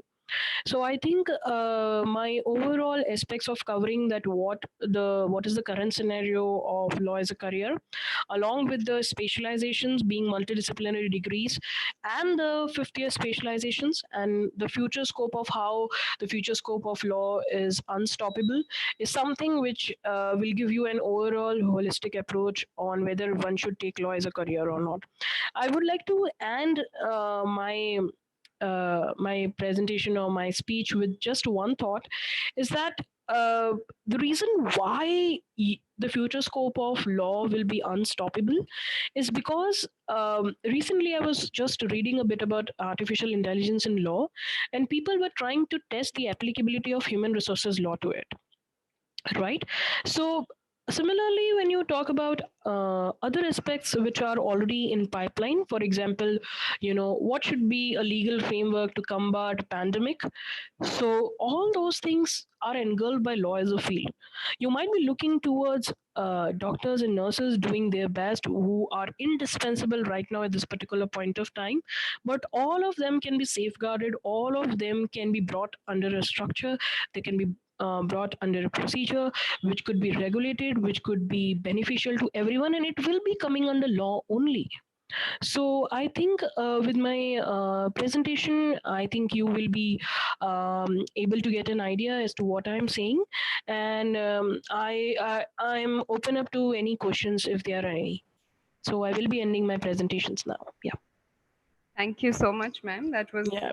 indeed insightful, and you covered a lot of things that the students might already wanted to ask.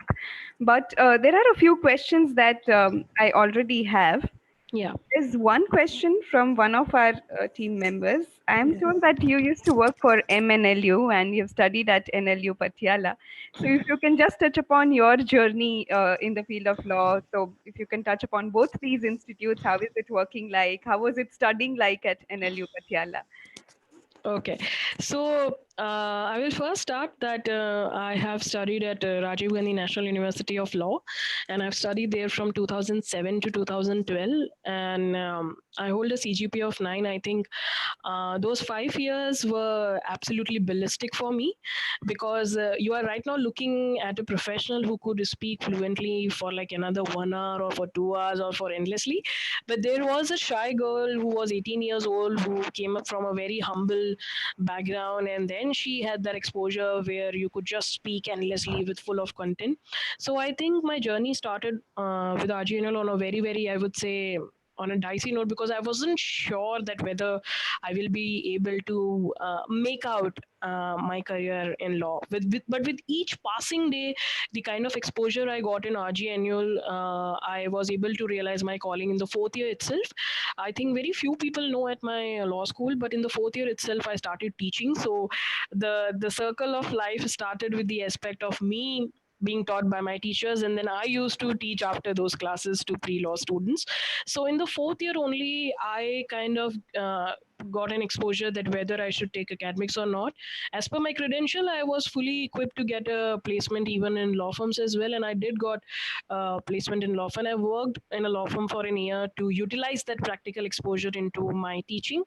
So once I was able to clear my law degree with flying colors in 2012, I moved to Mumbai, And then I worked in a law firm called as Agnihotri and Jha for 1 year, specializing in intellectual property rights. And then I became the founding batch of faculties who worked at MNLU Mumbai.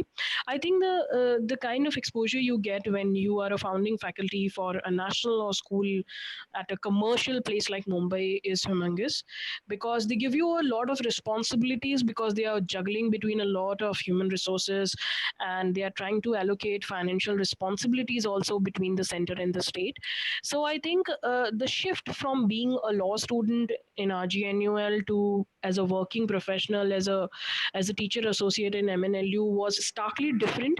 And I think the reason is because it's a sad state of affairs that when a student is actually taking up all kinds of exposure in law school, those exposures do not include working as an assistant professor in law, you know because students do not consider academic as a very very serious field. They feel that if we are thinking about a career in law, we should be going or working as corporate giants, or we should be working as litigation experts and things like that. So I think the 360-degree turn of me working at MNLU exposed to me a lot of things, that there are a lot of formal understandings, there are a lot of formal learnings even in the field of teaching. You just can't go to the class and teach. It's impossible to do that. So I think my MNLU exposure helped me realize that how that misconception has to be gone out of someone's mind, who think that they can just walk into the class and teach. I think it's absolutely impossible. So I think I will be summarizing now. So if you have any other question, yeah. Yeah, I think that was one more question that one of the parents had asked, that, how is it like to be an academician? How is that a career choice? I think you already touched upon that a little. There are questions coming in for the intake and the cutoff for CLAT. If you could. Okay. I think that I will be able to tell you I won't be in a position to tell you the entire cutoff for CLAT, but I will be in a position to tell you that how it operates. So generally, when there is an easier paper, that analysis is actually done by market experts, that when the CLAT paper is out, the students have given the paper. And if the paper is easy, the cutoff nearly goes to 140 to 150 out of 200. But when the paper is tougher, it goes to the lesser side. That means it roughly goes around 200, 230. And the initial top scorer people actually get the 18 national law schools, which are the ones which actually conduct the CLAT. But apart from that, most of the prestigious law colleges, including the one where I work, they take up the CLAT score to prepare their own list. So you cannot be thinking about joining a private college before I would say, before the law schools are done with their first and the second listing. So, and for example, let's just take it for an example, that you have got that kind of an analysis from a market guru that the paper is easier this time. So you have to understand that the person who will be able to take up National Law School of India University Bangalore will be absolutely cracking nearly 165 marks minimum. So that means if you're thinking about joining, let's say, NMIMS School of Law, which is also one of the good colleges, private colleges, they won't be taking you if you are less than 120. So that's what the rough estimate I'm telling. But because the cut score is so confidential, even the office staff doesn't share that cutoff score with us. But this is what I have been able to gather through my understanding of the admissions in colleges. Yeah. Right. We have a lot of questions, but looking at the clock, I'll take just one. Yeah. Sure. Yeah. Someone has asked about education abroad. So if it says, if I want to work in the US or Europe in the long run, then if I study here and work for a few years, what options would I have? Or do you suggest that I have to pursue graduation abroad in law? Okay, so I will be able to give this answer in a very, very precise manner. That even if you are, so there are two ways in working abroad. The one way of working is you taking up, 5 to 6 years of work ex here, and then you are joining any of the Indian based offices of any international company. Okay, for example, in our times, Clifford Chance used to have an Indian office, so the students used to take up placements in that Indian office, and then they used to move to the US office. Okay, and then there are certain firms, especially in law, there are certain firms which have a kind of, I would say, cross-border establishment approach. So, for example, when you talk about Allen and Overy, you will anyway see students from Indian origin who have passed out from national law schools was able to crack up the knot and were able to work there. Now, there is one more way where you could do is you do your graduation, and those credentials help you to take up an international course abroad, and you do that international course and then get absorbed in any of the offices. So both the ways, I think in law, I think the better option is you having some form of a work exposure, because that work exposure actually helps you in a better way, because when you are able to crack a knot with a course outside or abroad, it gives you more of a touch of an academician than a practitioner. So these are the two ways in which you can go forward and take up a course or take up a career in law abroad by making a bridge between your Indian degree and the international one. Perfect. Thank you so much, ma'am. Thank you so much, dear. It was a Thank you. pleasure to be here. Yes, and thank you for all the authentic information, because I think in times like these, it matters the most that the students and teachers and parents are exposed to the right information. And thank you for sharing that with us. Thank you. Thank you. Thank you so Yeah. much. Yeah. Bye. Bye. Um, so, for all the students, teachers, and parents who have joined us for this day 3 of Symposium 2020, we've listened to 3 speakers, and we have our final speaker for the day with us already. This is a symposium, a webinar on new age careers after class 12th, 2020 and beyond, where this is an earnest attempt to connect students, parents to universities of eminence. And we have our 4th speaker for the day, Mr. Raja Gopal CV. A virtual welcome to you on behalf of the entire Endeavor Careers team, sir. Thank you. Thank So before I hand over the you. mic to him, Sir is the lead for admissions at Azim Premji University. He has studied from the now NIT Karnataka. He has a work experience of almost 22 years, and he has earlier worked with brands like TCS and Accenture.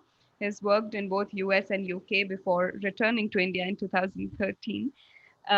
So without further ado, the mic is all yours, sir. If you could interact with the students and Thank you. parents. Thank you. Sorry, I didn't ask your name. My You're name doing is a wonderful Aditi. Aditi. Aditi. Yeah, I am from the Aditi, Endeavor Careers team. yeah, thank you. I mean, you have been doing a wonderful job over the last 90 minutes. You've been holding the show very well. So, first Thank you thing so first, much, sir. congratulations to you. Okay, so the audience who are here, I know you've listened here, heard 3 speakers.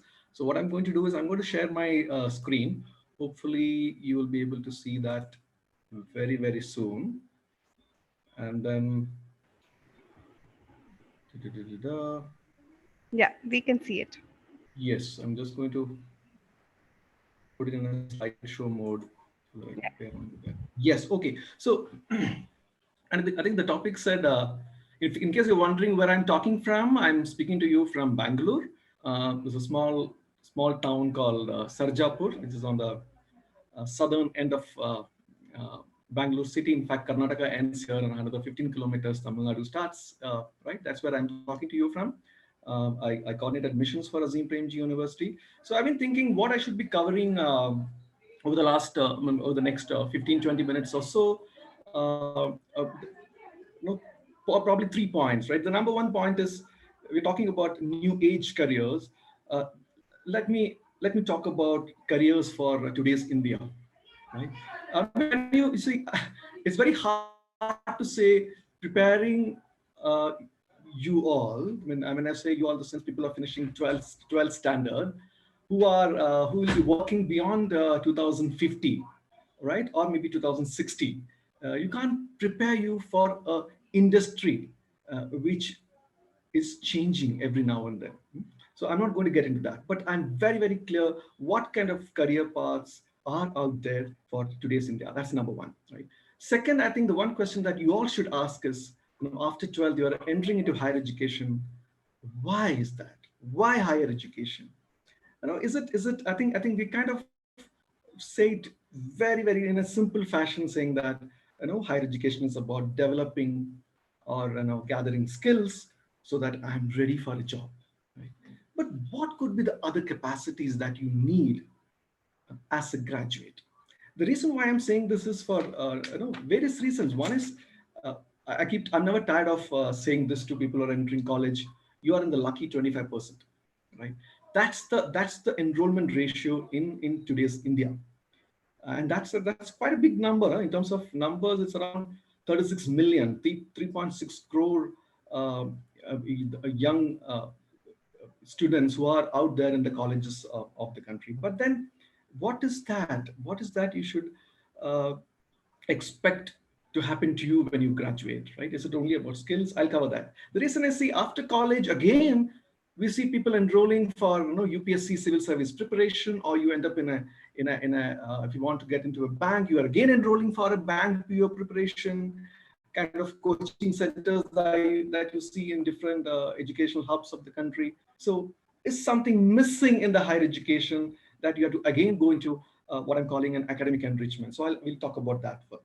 Right. Third, finally, but what I'm trying to do using this framework of Azim Premji University is to give you an overall structure, overall framework, so that you make an informed choice of a place to study. Right. It's not, there's no competition between, and we don't come from at least in Azim Premji University, we don't come from a philosophy that we're competing with each other. Right.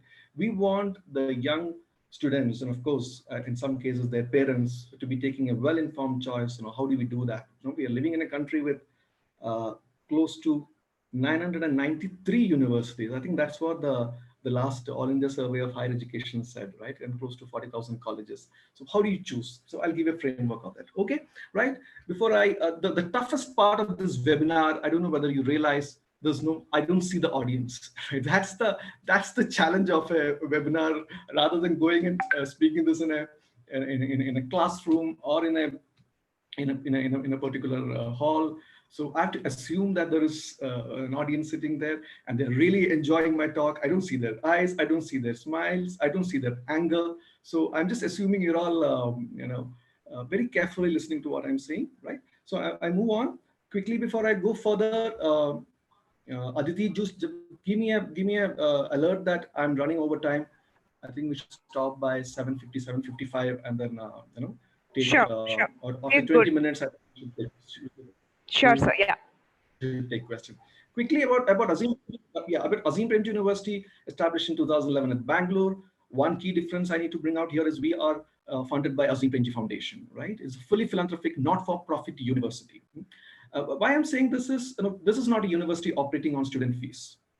Everybody studies on some kind of a scholarship at Azim Premji University. Even the full fee-paying students' education also is subsidized. Right, that's the philosophy where we come with. Then why do we exist? We exist with a clear social purpose. So whatever work the university is doing, we want to see that it is contributing towards making this a much better society than where we are now.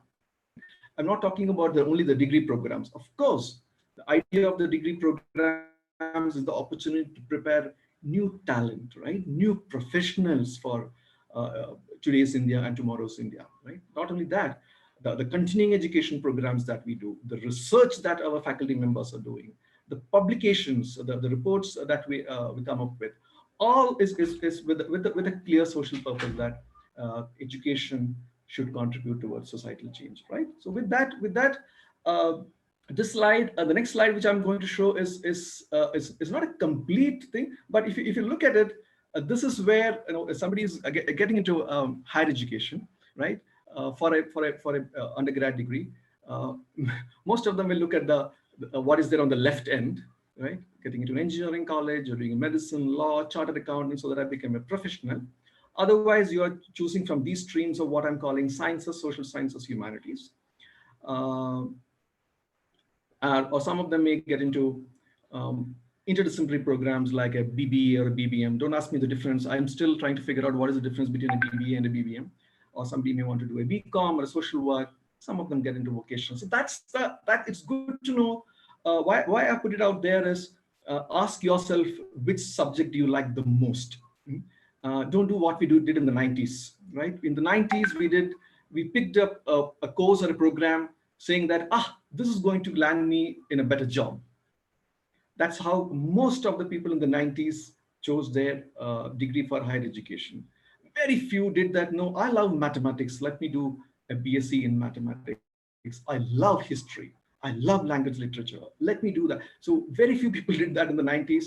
But my sincere request to you is to really, really spend some time in understanding what you like, and then pick that program. So this is the overall landscape that's out there for somebody finishing 12th, right? Now, when you talk about career options, right, this is what we majority will ask, right? Engineer banoge, doctor banoge, with a lawyer, chartered accountant. The question that we should ask ourselves, right? This is not only for people, is where will the next good scientist come from? Where will a biologist come from? We need historians, right? Historians who can write good textbooks for schools and colleges. We need excellent development journalists in the country. If I start talking about education, I'll have to speak for the next 30 minutes or more, right? We don't have specialists in the area of education in today's India, right? I'm just listing a couple more. I'm just quickly going.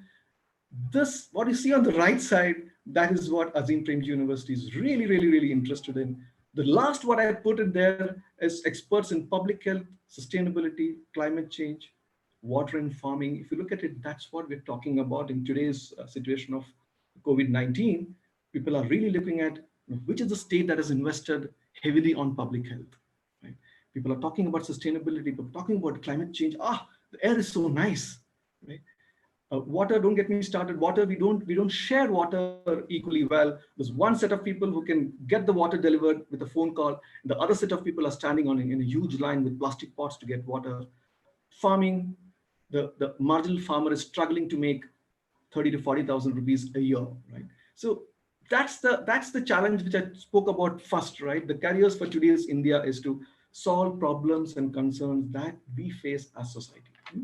So quickly, what is Azim Premji doing at the undergrad level? I'm not going to speak about the postgraduate programs now because we don't have much time. What do we offer? We have a 3-year degree program, which you see what we're offering. The sciences, you can choose between physics, maths, biology, or if you're interested in a BA, you can choose between economics or humanities. What is humanities? Humanities at Azim Premji University is a combination of history, language and literature, and philosophy, right? What I'm going to put next is my favorite, not that I don't have the 3-year programs are not my favorite programs, a 4-year dual degree program in science and education that will lead to a BSc BEd degree. For the sciences, you could choose between physical sciences, which is mostly physics, chemistry, the life sciences, this is biology, chemistry, or mathematics, plus education. Right? That's what we are offering at Azim Premji University. In case you're wondering, BSc करने के लिए BA करने के लिए इतना दूर क्यों जाना है? In case you're wondering, that's the question that we get asked mostly when you go to colleges. But if you are interested, looking at Azim Premji University, look at our common curriculum also. It doesn't matter what you pick at Azim Premji University, right? You pick an area that is of your interest. Our graduates, our students, all of them go through a common curriculum. Why common curriculum? I'll explain in my next slides. So, but this is the broad structure of how the programs are structured. It's a residential program at Bangalore. I mean, even if you're living on this particular street, what is called the Sarjapur Road, you have to be in the campus. There's a reason for that, because the way the entire curriculum is structured is not that you're going to learn only from the classroom. Right? We need to be learning from each other. There's a lot of peer-to-peer learning that need to happen. We need to have systems where you can interact with faculty members, not in the setup of a classroom alone, where you're going to interact with them in a much more relaxed and casual atmosphere. So there are various reasons why it is a residential program. Moving on, I'm going to quickly talk about the program structure of the 3-year program and the 4-year program. How your 6 semesters would look like. That is what you should be really doing. If you're looking at programs in the country, try to see how your 5 semesters how your 6th semester or your 8th semester is going to look like. Ask the this is exciting me, right? That's what you should be doing. Moving on, the 3-year program, forget the credits part of it. It's a point that you earn when you join us Azim Premji University. So it has got broadly two pillars. So one area is what I'm calling the specialization, right? You have to choose between one of them. You have to decide when you join Azim Premji University, whether they're going to choose economics or humanities or physics, maths or biology. But everybody will go through a common curriculum, right? The common curriculum for the 3-year program has got 4 components. The number one component to see there, it's called foundations. That's what I'm talking about. That's the capability that you will need when you graduate. You become a specialist in physics, you become a scientist, you become a mathematician, you become a biologist, right? You become a great economist, you become a great historian, but without this, it may look slightly incomplete. So foundation courses is to develop capabilities. It's basically skill building courses in critical thinking, writing, and public reasoning. So we have 1 semester course, and what means the name of the course itself is called reading, critical reading, right? Because the way you come, when the people have come to the school system, depends on what kind of a school system. When we're talking about the majority of the country, whatever is written in the textbook is the ultimate truth. We have not really let our youth or the young generation ask questions. We're living in a world where, if a message is passed on the mobile phone 100 times, 1,000 times, which could be somebody's vague imagination or opinion, that becomes a fact. That looks like an ultimate truth. How do we give the next generation the ability to distinguish between opinion and fact?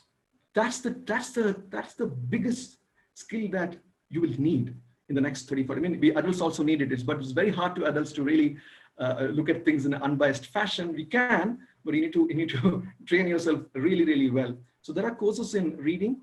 Writing is expressing your thoughts and ideas in a structured fashion without copying, without plagiarizing from here and there, right? And public reasoning I'm not sure how many universities really is offering public reasoning. It's the decision that we make. Do we make only for thinking about our individual good, or are we also considering the larger society? That's the foundation courses. Understanding India is a compulsory component. All the students should learn about the past, our present, and what kind of a society do we envisage in the future, right? When I say understanding India, it's not another history course where you're only remembering dates and events, the king and the queen. It's about the people, right? That's what history is. History understanding is to know about how did people live during those times, right? How are people living today? And I always say there is one India that is going to the gymnasium to reduce weight, and there's the other India who are not really sure if they have proper meals after 15 days. So we need to really understand that the challenges that we face as a nation, because solution for that problem may come from physics, it may come from biology, it will surely come from mathematics. That's the joy of learning science and India in an integrated fashion. All students have to choose one of the interdisciplinary study topic that you see there. So once you know about India in the first 3 semesters, in the last 3 semesters at Azim Premji University, you have to pick one of the topics, right? You can choose between education, human development, sustainability, or media and democracy. Who will do media and democracy? Is it for the economics or humanities students? No, really. Even the physics students are taking media and democracy. They want to enter into an area called science communication. That's the new age career that we should be really looking at. A science communicator, somebody who can communicate both between the public authorities and the public here, or the state and the public. When I say state, the government for easier language, or the government and the public, or how do you communicate between the public and the state? Right? So that could be a role. So this, what you see in interdisciplinary study is compulsory, but you have an option. Finally, creative expressions. So I'm never tired of talking. Creative expression is it feels very sad when you see a school timetable when art, music, dance, theater, all those things slowly start stopping when you reach the 9th and the 10th standard. Entire focus is on the board examination, but we have integrated that into the curriculum. It's not extracurricular. You have to pick in at least 2 or 3 semesters. You have to do in the 6 semesters. You can pick between art, music, dance, drama. So it's not a hobby course. It's not to make you an expert. If I can quote what my colleague Alok always says, join my guitar class if you don't know guitar, right? You want to really see that you use your, not just your brain, but your other parts of your body, right? There are courses in guitar, there are courses in woodwork, there are courses in pottery. We had a martial art form, a course called Silambatam, right? It's a martial art form from Tamil Nadu. So that's how the curriculum is structured. I'll stop by talking about the 4-year curriculum. And if people are interested to do research, you can enroll for honors degree also, but that's after the completion of in the 2 semesters. In the 3rd semester is where the discussions would start between you and the faculty member, and then decide whether you want to do an honors pathway. That means you'll be working extra, doing a research with a faculty member. So instead of graduating with 84 credit points, you'll be graduating with 96 credit points. It's not an extended 1 year, it's within 3 years you have to do that additional work, right? And that honors pathway is available for all. So that's about the 3-year program. I'll speak about the 4-year program and stop. Aditi, I'm seeing that almost closer to 8 p.m. But if I'm running out of time, keep me right. Yeah. So the 4-year program, we started in the undergrad program, we started in 2015. As a university, we started in 2011. We started offering, unusual university, we started with the PG program, offering PG program in the fields of areas of education, development, and then public policy. The undergrad program started in 2015. The 4-year BSc BEd program started in 2018.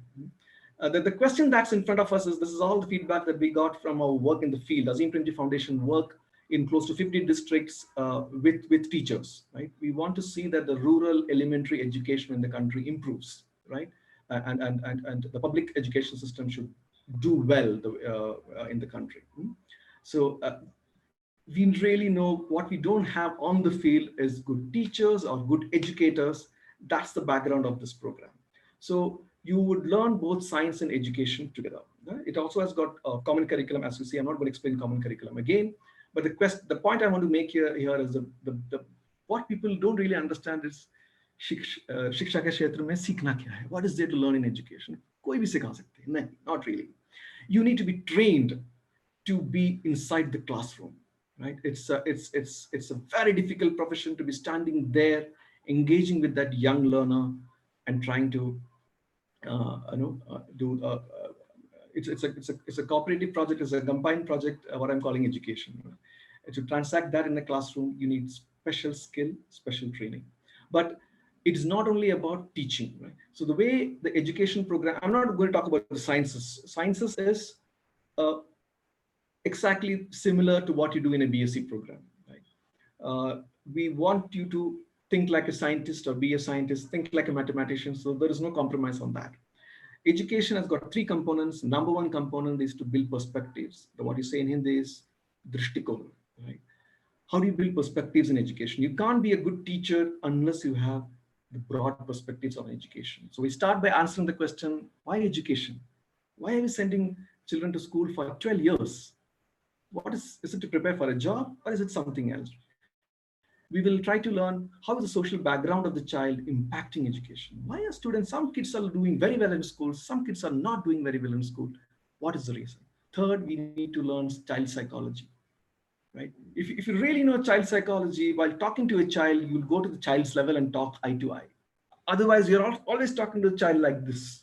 And the child throughout the life will be looking upward to the master, saying that the master is going to give me something, right? So that's the perspectives I'm talking about that an educator should build. Second is pedagogy, the method of teaching. You know science, you know algebra, you know a plus b whole square, but how am I going to teach that to a young learner, right? It's not education technology alone. I may develop a fantastic software sitting here in Bangalore, which will not work in Begusarai, or it may not work in Barmer. You may have to have it in Hindi or probably the language that they speak in Barmer. It may not be Hindi. So that's the pedagogy I'm talking about. I mean, a classic example is the textbook is the teaching fractions using pizza, and the child has never seen a pizza. So the child is struggling to understand what is this pizza and not worried about fractions there, right? Third is the field practice. You need to do a lot of internships so that you really become a teacher or an educator that you want to be in a future pathway. We send you for one entire semester to be on the field with Azim Premji Foundation, right? So I'm going to come to the end of the my slide. Last slide is I spoke about common curriculum because I keep repeating this. You join Azim Premji University not for a BSc Physics program or a BA Economics program. You're joining an undergraduate learning experience at Azim Premji University. You choose a subject that you like, and then you go through all the common curriculum courses that you still see here on the screen, right? Finally, so if you remember what I tried to tell you is the number one is the careers that's out there, the careers that Azim Premji University is truly interested in, careers that will make this a better society, right? It can be anything. You can do a business also, don't get me wrong. You can start your own business, but we want people are doing business not to exploit resources and do business, right? Do you have that kind of parameters or dimensions, ethical dimensions in you before? When I say resources, it's not only human resources, I meant the natural resources, right? So we talk about the need for social entrepreneurs in today's India, right? So that's the careers that, as I said. Number two is try to understand what is higher education all about. What do you expect out of it? No, you're not robots. You're not machines who are going inside a college, university, and they'll prepare you so that you become ready for an industry or a sector, and the jobs and the organization will come and recruit you. There's something else that should happen to you when you are in that 3 years or 4 years of college, right? You're giving long 3 years or 4 years of your time for higher education. The third, the point I want to make is to give you a framework. That's my last slide. Is to, what should you look for in a higher education program wherever you're going? Doesn't matter. Of course, we'll be happy if you apply to Azim Premji University. You're interested in our kind of education.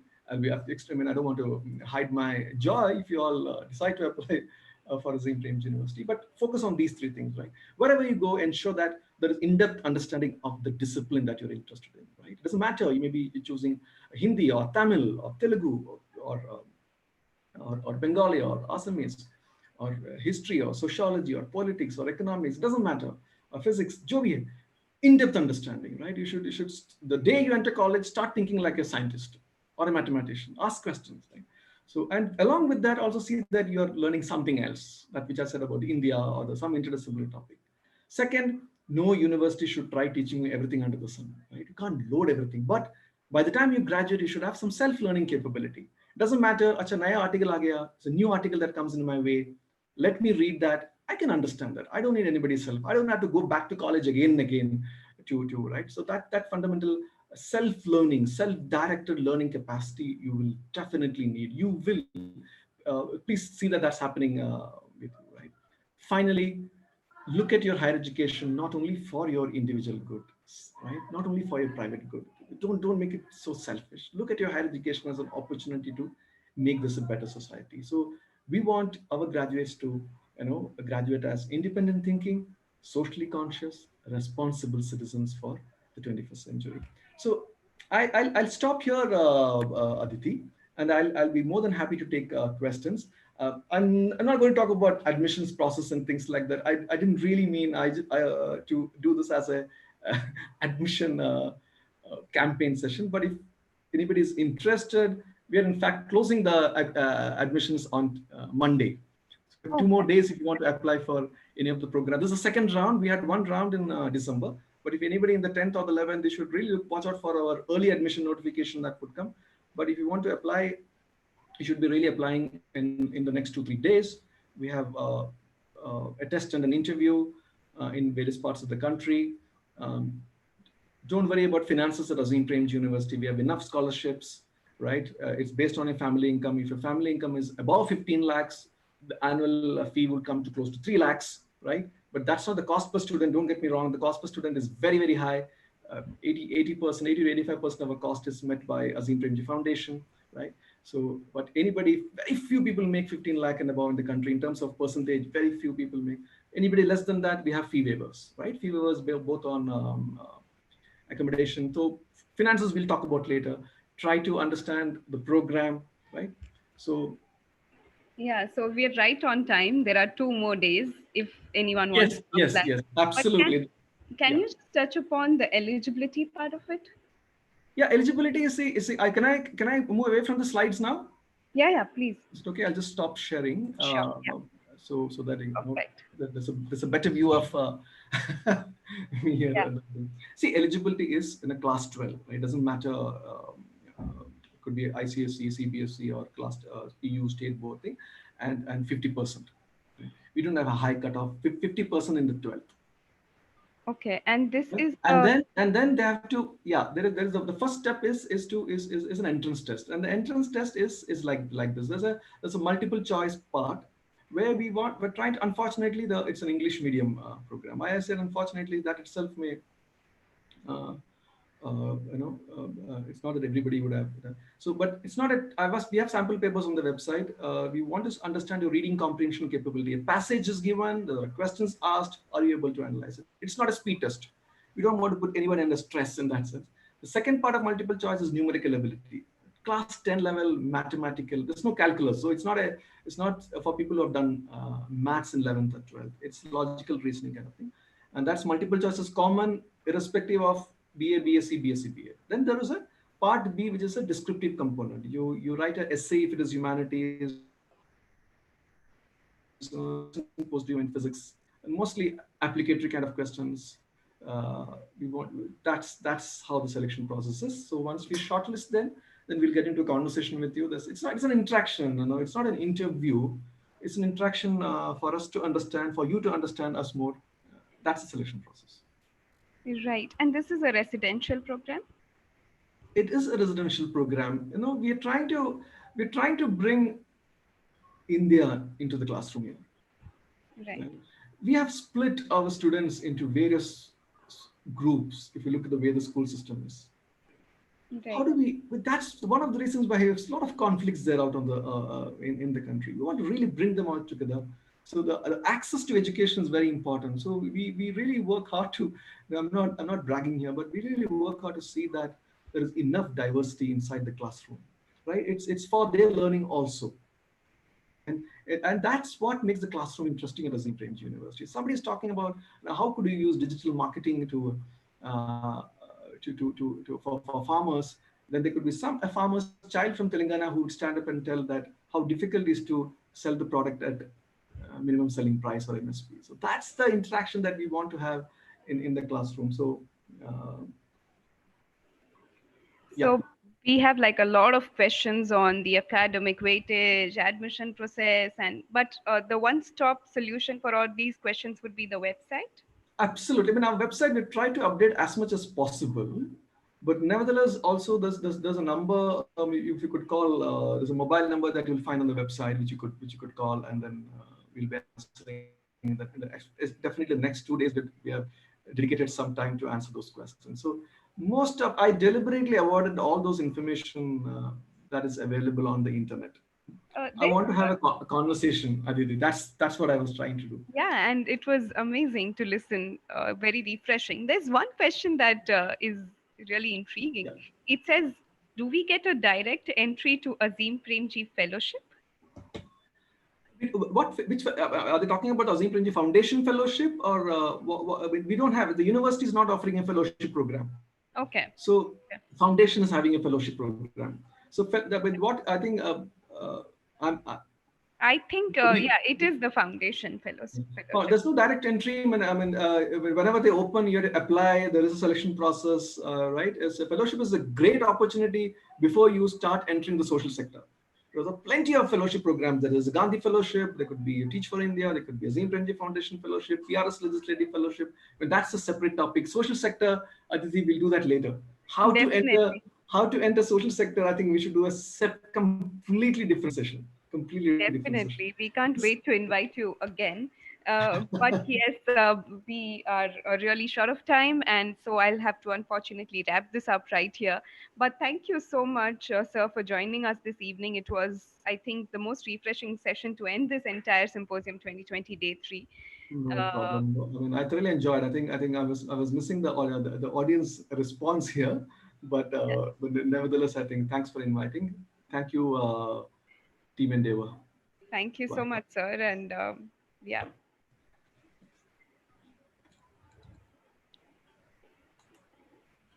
So for everyone else, for all the students, teachers, and parents who joined us for this day 3, the part 3 of Symposium 2020, where we are trying to talk about the new age career options after class 12, and we get to you the best mentors, the best faculties, the best professors, and the heads from esteemed universities right here on your computer screen so that you get the best information, the most authentic resources, and you can take an informed decision. In times like these, Endeavor is trying hard that you don't give up on your dreams and you rise up and shine. In case if you have missed out on our previous talks, all the videos are available on Endeavor Careers YouTube channel. You could also visit our website for further details. And stay tuned until we announce our day 4, our part 4 of the Symposium 2020. Signing off as of now. Stay indoors and dream, endeavor, achieve. Thank you.